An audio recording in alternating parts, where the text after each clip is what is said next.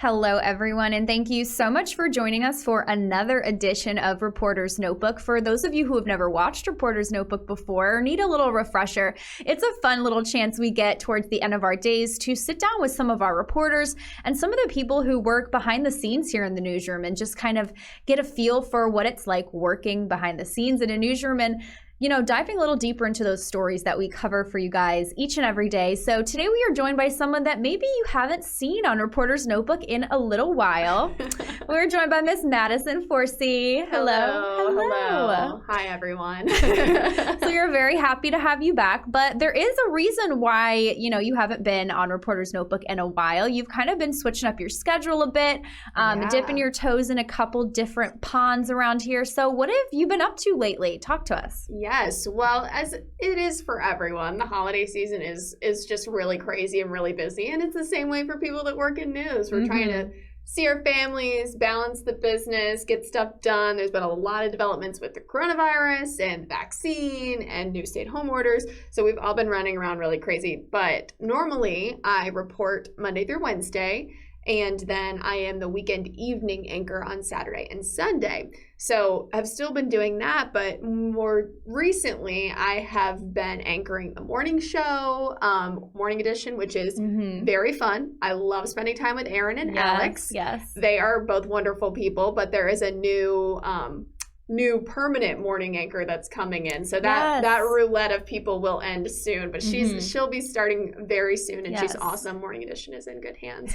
But yeah, doing that. And then yesterday was the first time that I guess I tried out anchoring the 5:30 and the 10 o'clock on the weekday show. Woo-hoo!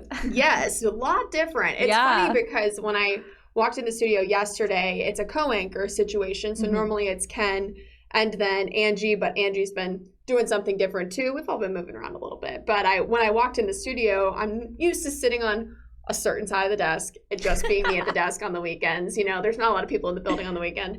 But I sit there, I run my own teleprompter. I was like, this is different. The lights are different. The camera is different. Ken is here. Were you like, Ken, you're sitting in my spot? I was like, I normally sit there, but it's okay. That's where I understand it. So I was like, yeah, this is very different, but it's fun. I like anchoring a lot. It's nice to kind of switch up the day-to-day, I think. For sure. And how has that, transition been? Has it been kind of hard? Because obviously, anchoring morning shows, you're up at like 2:30 in the morning. So how has that transition been like sleep-wise for you to do that? I mean, oh my gosh. If you were to work the morning shift, it would take a serious lifestyle change. I'm sure. I mean, you get up at 2 in the morning, sometimes even earlier. You get into the building at 3:30. So yeah, that is good to fill in, but I think if God willing, that becomes my my permanent shift one day, no matter where I'm at,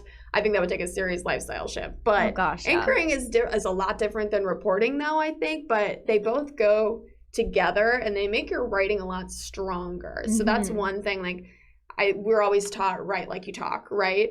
And so sometimes when you're reporting and you're putting together this package, you kind of get into like this mindset of being like a reporter. You're like news voice. You put on your news voice. You put on your news voice. Whereas when you're anchoring, you're like, wait, no, I don't need all those words. This is how I would say it. This is how a normal person would say it. So it's a good way to remind yourself, okay, write like you talk, take out all these extra words. We don't need that. And it makes your reporting better, I think, in the long run when you're given that challenge to kind of switch some things up. So yeah, definitely. Yeah. That's a great way to look at it too, because I haven't thought about that. And my writing is something I'm always trying to work on. So that's a good tip. That is the lifelong quest for anyone that works in this industry, like in front of the camera, behind the camera, like to just really hone in your writing and tell the best story. And sometimes it gets overwhelming when you have a million things to do in your day.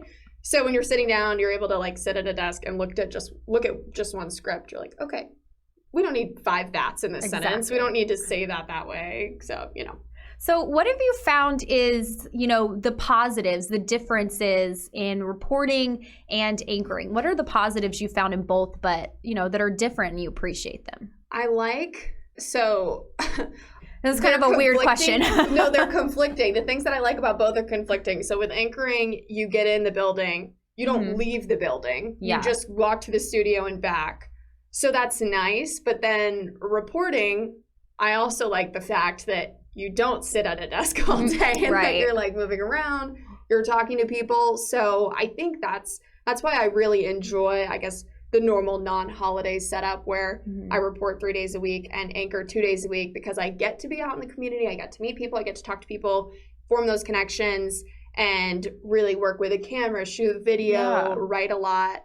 But then I also get like a different side of things, like, okay, I get to sit at my desk, focus on the writing. You get that good balance, good balance, definitely. So I guess the positives of both are kind of conflicting, but they even each other out a little bit. That's so funny how that works. But, you know, when you love something, you do what it takes to do it, and you're going to, you know, work through all the little hardships and little bumps in the road no matter what. So yeah, I agree.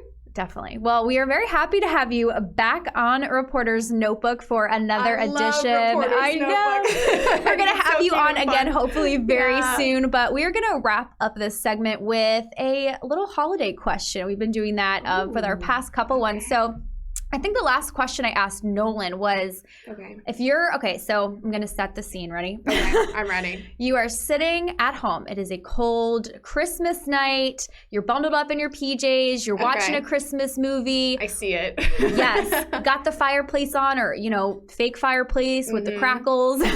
Yes. What holiday drink or holiday snack is in your hand watching that holiday movie? Oh my gosh. Okay.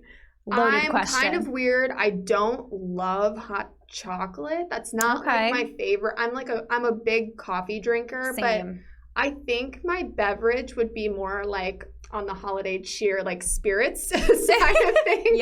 Because after a long day, like enjoying a responsible beverage, there's nothing wrong with that if you're of age. So my family always makes this drink that we drink on Christmas Eve called a poinsettia. It's Prosecco and cranberry juice. So that's always what I think of on like in the holidays is that. So that's more of like a little bit of a, you know, bit of a party drink, not really like a relaxation drink. But food-wise, my grandma and my mom every year make Christmas cookies, and they are, so many different kinds of cookies, like cutouts, ricotta cookies, which if you've never had an Italian grandma make you a ricotta cookie, they're so good. And then she'll make like Santa's Surprises, which is like a peanut butter cookie with a Snicker inside. Literally, I'm coming to your house for Christmas. I know, they're so good. So like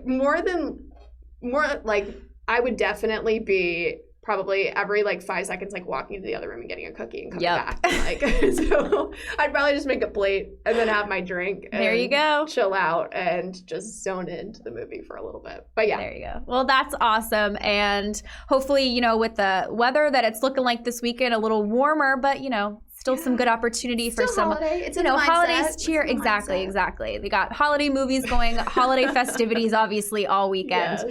So we'll definitely get in the Christmas spirit at some point. Absolutely. Well, Madison, thank you so much for joining us for this edition of Reporter's Notebook. And everyone, thank you so much for tuning in to watch. And everybody have a wonderful and safe weekend.